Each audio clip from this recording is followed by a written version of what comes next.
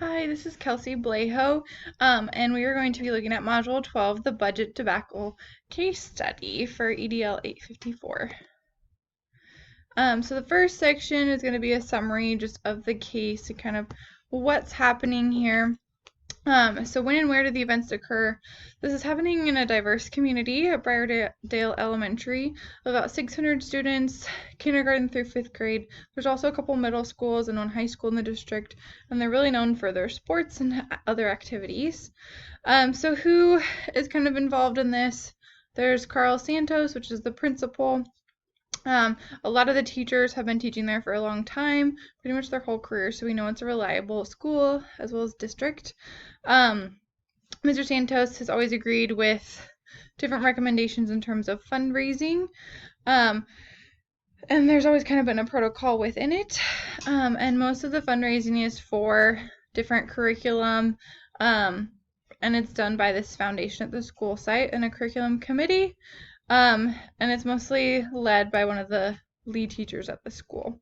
There's also parents of the students at Briardale who have been really supportive of these different supplemental program funding, so things like art, music, that kind of thing, they've been really supportive of. And then a new parent, Mr. Barley, was chosen to kind of run this foundation. He's motivated to raise a lot of money for it. And then there's also Mr. Morley, who Mr. Barley knew from college, who kind of helped inspire him for some of the fundraising stuff. So again, just kind of continuing with this summary. So what has happened or what is continuing to happen? So there is a formula for funding, and there's kind of been some confusion on how this process has kind of come about, and it's mostly focused on student performance with an emphasis on skill-based instruction, and it's used to mostly support current curriculums that are happening at the school. Again, it tends to be mostly for skill-based curriculum, and the funds tend to be raised by the foundation and then handed over to the principal. So Mr. Barley is in charge of that foundation, and that's what gets handed over to the principal. And again, a lot of these supplemental programs such as art, music, foreign language are entirely funded by the foundation. So super important that they get money so that they're able to run. And then they're trying to establish a raffle ticket thing in order to raise the funds. This is Mr. Barley's idea because he wants to try and raise a ton of money for it. But Mr. Barley ends up getting arrested for it by the local sheriff. They're tipped off by a community member because they're having a raffle for cash event that was being held at Briardale. And then Mr. Barley was convicted of a misdemeanor and placed on probation for his role in doing this fundraiser. So kind of serious stuff. And then section 2 is to report any legal or ethical issues. So was anyone harmed? No one was harmed physically, but Mr. Santos was personally embarrassed by what happened, and I think it left a mark on the Briardale Foundation, which is going to be a little bit harder to come back from. I think the students and family, as well as community, can be harmed by losing the money and also the funds for the children. So I think that could be something that's harmed as well. And then does the action or situation contravene an existing law? So again, the sheriff arrived, so there was a law that was broken. It doesn't necessarily say which one, but Mr. Barley was convicted of a misdemeanor and placed on probation for this specific raffle fundraiser. Was there a breach of contract? And then were actions discriminatory or constituted harassment? There were not any actions that were discriminatory or constituted harassment.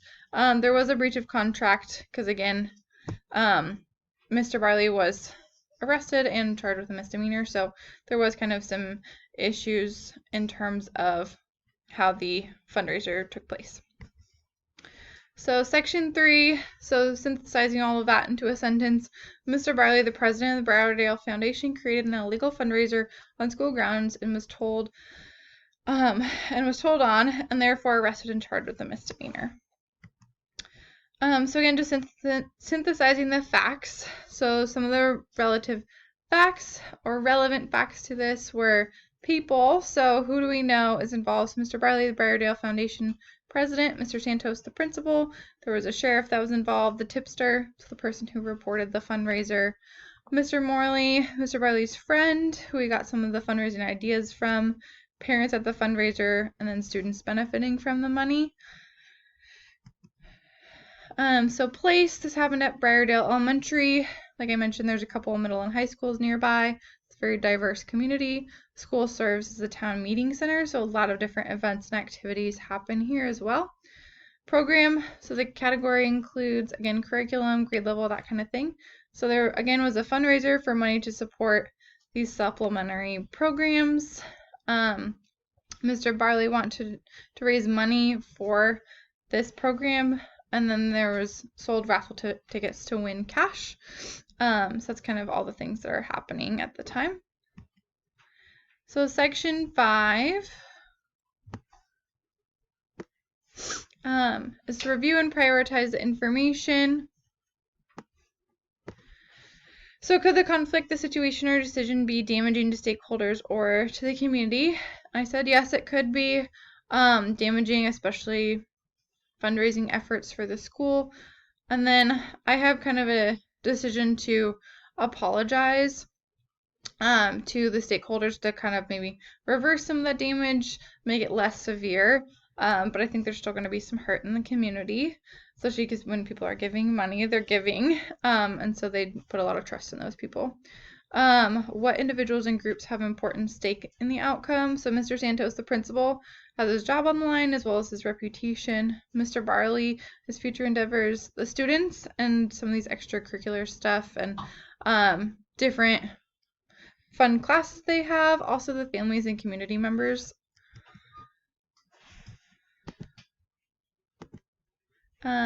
Section 6, see if I can get this out of the way here. What could I do in this situation? So here's kind of some things to kind of think through and what I've thought through. I feel like I'd have to let Mr. Barley go and find a new parent to run the foundation. I would talk with the sheriff, tipster, to kind of figure out what went wrong, what policies, rules we're breaking, and just get a clear idea of what happened, why. Then I'd also talk to the school board and other school personnel to get refreshed on the school policies around fundraising, determine what is and isn't allowed, and then reimburse the money back for those who paid for the tickets, just to make sure everyone's kind of on the same page there. Oops. And then just continuing with section 6, I'd create more and maybe even new policies around fundraising and make sure that everyone's on the same page, including the community as well as the foundation. And then as Mr. Santos or as a principal, I would send out a formal apology to everyone and clarify what the rules and policies are to parents, staff, and the community for future fundraisers. And then potentially create a new fundraiser and find new personnel for the foundation. And then I had this other thought of maybe hosting a community night to showcase some student work from these programs, because they tend to be a lot of some of the other groups, such as art, music, that kind of thing, where you can do kind of a showcase. So I thought that would be really cool to show what students are doing so that people in the community can see that. So some pros and cons of this. So pros, owning and apologizing for the mistakes that occurred, lack of engagement with the fundraiser. That could be a pro or a con, because I think it can be really hard to do some of that stuff, but owning it, I feel like, shows a lot of integrity. Everyone gets their money back that paid for a ticket, so everyone gets their money back, so they don't have to worry about losing that. With the community event, there's some ability to build some of that trust back and have kind of the community connect with the school again in a more positive light. Some cons, people might not trust for a while, so have to build that back up. Mr. Barley is left with a bad reputation, lost some respect from the community, might struggle to raise money for the foundation because of lack of trust for a little while. So fundraising efforts might be kind of slow to come back. And then choosing the best option, I think kind of that step-by-step list was, I feel like, covered all the bases. So I think my plan takes into consideration all the stakeholders from family, students, and staff. Have all stakeholders been consulted? Yes, I reached out to stakeholders, sheriff, school personnel, families, all of that. And then I've identified creative options. I think having a community event will be super creative and beneficial. And then implementing my decision. So some things with that. Sorry, trying to get my video out of here. So discussion with the sheriff and school personnel. So here's kind of me implementing my decision. So number 1, discussion with sheriff, school personnel to figure out what went wrong with the fundraiser, what policies and rules were broken. Let Mr. Barley go and find replacement, or let him go and then find a replacement for school, or for replacement personnel for to run the foundation. Number 3, create new policies and or refresh the community and board of changes and updates. Number 4, write a apology letter to community members and foundation members addressing the issue and refreshing policies. Number 5, host a community event to showcase past student work who are part of the various programs that benefit from the foundation. And then number 6, set up a new fundraiser following policies and guidelines.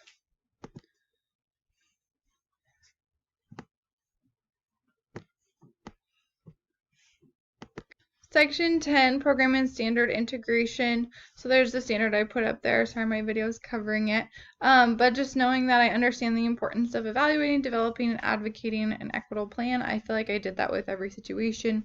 Making sure that all parties are accounted for in handling the situations, making sure that everyone that should be involved is, and then trying to build back trust to make sure that the school is following rules, regulations, so that again, for future events, we're helping student involvement as well as school improvement.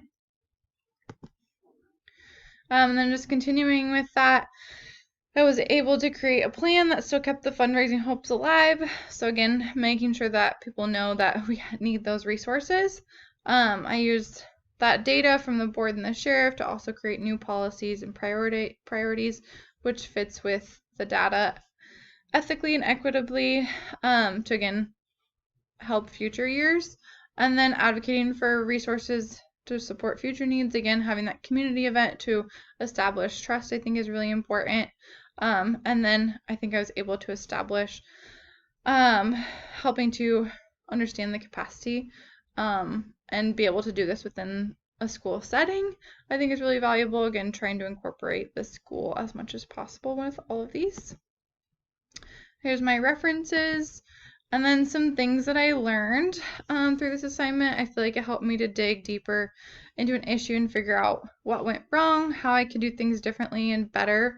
Also to think outside of the box on how to handle the issue, especially with like the community event. I feel like that was a really cool option. And then also be able to own my mistakes in a situation is huge and hard to do sometimes. And then overall, I think I learned a lot about school finances and how to lead well during a crisis situation. Thank you so much for listening, and that's the end of my presentation.